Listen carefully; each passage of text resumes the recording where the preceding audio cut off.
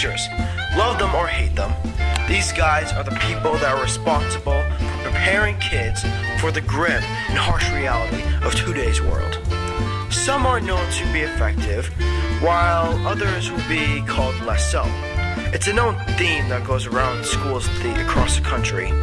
The one that portrays teachers as soulless people who only give work out for the fun and seeing kids be miserable. But I'm not here to banter. In truth, I'm here to find the answers of the universe, specifically about what makes a teacher, well, good. There should be no one better to ask than the actual students themselves, right? I really like when teachers connect with me on a personal level. It really makes me like them. I think just a teacher that you can get along with. Responsibility and commanding of a classroom. So a balanced teacher with work that is necessary and explains why, and then homework that is able to help you and move on in the assignments, I guess. Okay then. I guess I was wrong. But who on earth could answer such a simple yet hard question? Who could have the knowledge and the power to conceive this? Who on this very earth can help me create content for this video? Who? Oh yeah, the teachers. The very people who we sometimes have no soul. Great. So then, let's get into it. What makes a teacher so good? Ladies and gentlemen, I'd like to introduce you to 3 extravagant teachers. We have Anne, we have Sean, and last, but certainly not least, Chris. So guys, because literally no one else can answer this question but you, what have you got to say? What makes teachers like you so good? Just for me, I think it's so much fun to help kids do things they didn't think they could do, and to just see the progression in their skills and how their enthusiasm rises for things they didn't think they would like to begin with is just really rewarding.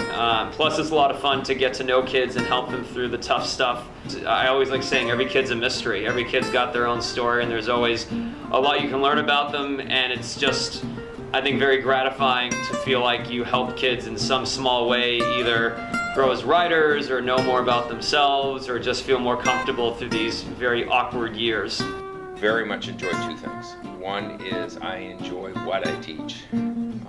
I don't think I would have been a teacher if I was teaching another discipline other than the history and philosophy that I teach, because I very much love the content information. I've always, in many ways, thought about this being sort of a service on my part to the community, and I felt that was a very strong thing to do and a very important thing to do. I came from a family that has always kind of had that view that public service and community service and also giving back to community is really important to do. So my family, whether they've been educators or have been served in the military or whatever it came to, whatever it was, depending on who we're talking about, that was the basis of the ability, I think the basis of why I got into teaching, that I felt like it was a way to give back, it was a way to invest in the next generation, and it was an important thing to do.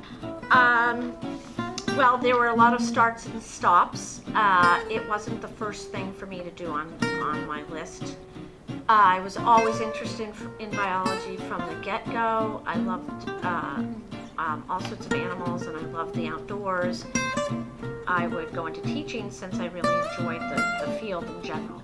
And that's what I did. A great teacher doesn't have to be exciting in a traditional, like, over-the-top acting sense, but it's how the people feel while that person is doing the instructing. Just like I'm sure there are people when I'm ranting and raving think I'm boring. They don't care what I have to say. So I don't think it's so much about how the teacher acts all the time when it comes to that. It's more how the students feel while that person's doing their thing. You're trained in school about the content knowledge, and then the best approach is to educate students with your particular classes and your particular field and your particular skill set that you need to work on with them. A teacher that is really engaged in the topic in which you're studying or teaching. they have to be interested and excited about the topic, because that can translate to the students. That is, I think, one of the most important things.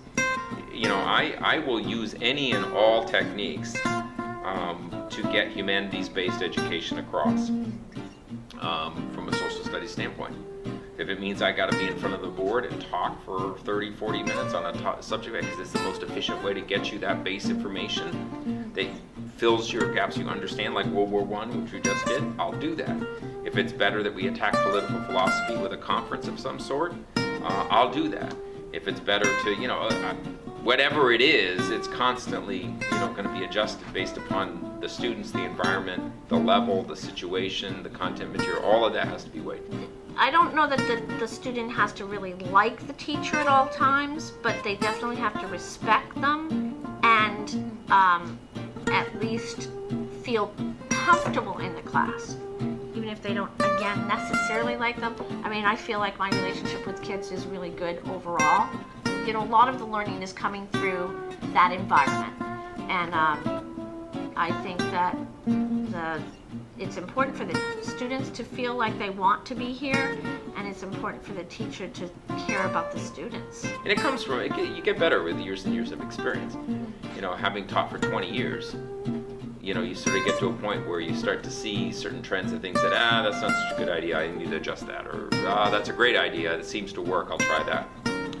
And it depends on your types of students that you have, and also your personality as a teacher.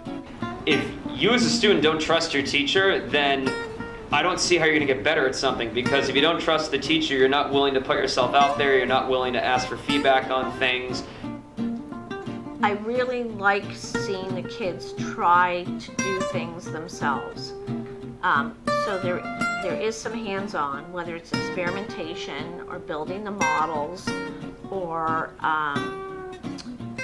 manipulating the skeletons, or you know, any number of things. I want them to be able to work with actual materials in the classroom. It means, I think it is important to have a good relationship with students, but it also, any relationship demands also that the two people or the group of people involved in the relationship are clear about what's going on, and they understand what the objectives are, and they move forward.